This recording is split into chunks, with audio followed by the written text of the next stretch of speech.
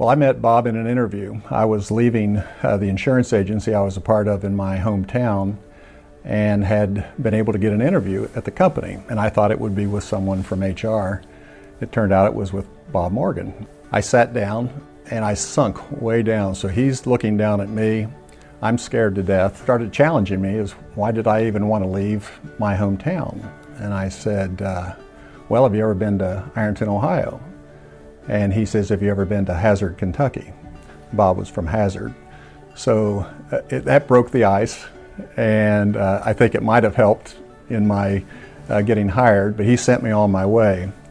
But I learned that he was kind of a no-nonsense guy with a sense of humor. I grew up in the eastern Kentucky mountains.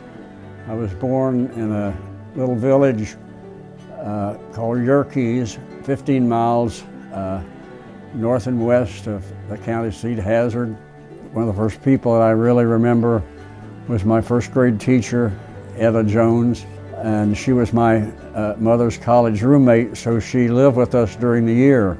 As a result of that, instead of going through 8 grades in 8 years, I went through 8 grades in 5 years. I think he succeeded all the way through schooling. As a youngster, started college when he was 16 years of age, teaching in the classroom at age 19. So he had experience with success, and he brought that to the people around him. Bob was a man that could make decisions. He was in the Army. I think he was a captain in the Army, and as a result of that, he had a lot of discipline. But he knew he could do more. He just didn't know what. And that's where the insurance business came in handy, and an opportunity at the Insurance Company of North America as a casualty underwriter really came before him, and he excelled at that. When Bob started with our company, the company was only writing about $50 million of business. When his career ended, it was about $1.6 billion. I would have to say that becoming an expert in umbrella insurance was something that was very great for myself personally and for the Cincinnati Insurance Company. Our number of associates increased from approximately 200 to in excess of 2,500. Well, he hired a lot of people, gave them jobs with opportunities. I look at the growth of the company was what benefited our community by giving those 2,500 employees an opportunity to have a good career, provide for their families, and contribute to our community with their efforts. And I think anyone who has some success needs to make sure that they're giving something back to the community, and that's what I've tried to do. I think Bob's lasting legacy is that I think he was an agent of change in the company. The natural reflex is to avoid change. And he was scary smart. He knew his stuff. He was a voracious reader. He had a worldly view of himself and how he fit into that, and he brought that to the company. And I think that might have been one of his biggest strengths in terms of guiding the company through the change that we went through. Now, the Cincinnati Insurance Company is in really good shape today because of what Bob Morgan did throughout his career. I wanted better things for my family, and I wanted to be a better person. He knew he could do things, very bright. I think through his schooling, the teachers admired what he did, and that might have driven him into a teaching career, and that was smart, but I think somewhere he figured out he could do more. Etta Jones always told me to tell the truth, to be neat, and to keep at it. And all the things that I remembered most was be persistent, but also be kind and know what you're talking about, and to leave whatever you were doing in better shape after you were there than before you left.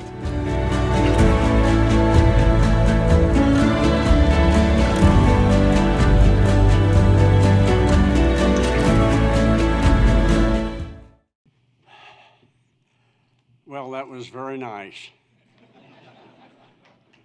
The stories that we've heard tonight have really been very inspiring.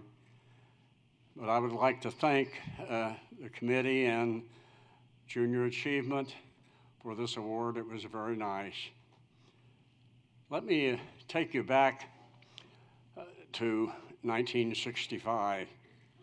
At that time, I was a captain in the Ohio National Guard on weekends, and during the week I was an underwriter with the Insurance Company of North America.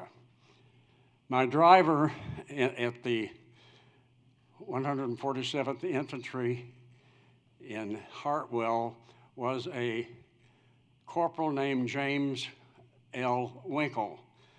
Jim Winkle was a registered pharmacist who owned a drugstore in Hamilton, Ohio. Jim sold that drugstore to the chains when they started buying drugstores and started investing the money, and became, in the period after that, in 1965, in 75 and 80, he became a wealth advisor and became very wealthy. Jim never married. So in 2008, he made a deal with the University of Cincinnati, gave them a lot of money, and they named the College of Pharmacy the James L. Winkle College of Pharmacy. So Captain Morgan stands before you trying to catch up with Corporal Winkle.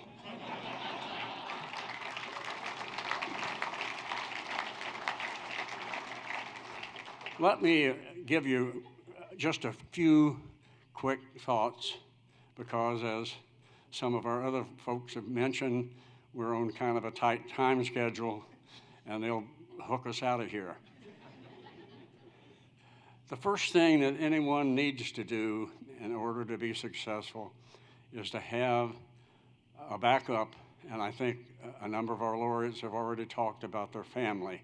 In my case, my ability to really do what I needed to do in the National Guard or in Cincinnati Insurance Company was to have the support of my wife. And my wife, Jean, who's with us now, and I've been together 62 years. So I want to thank Jean. Family is very important. My daughter Susie and her husband Brian and my son Rob are here with us, and I just want to thank them too.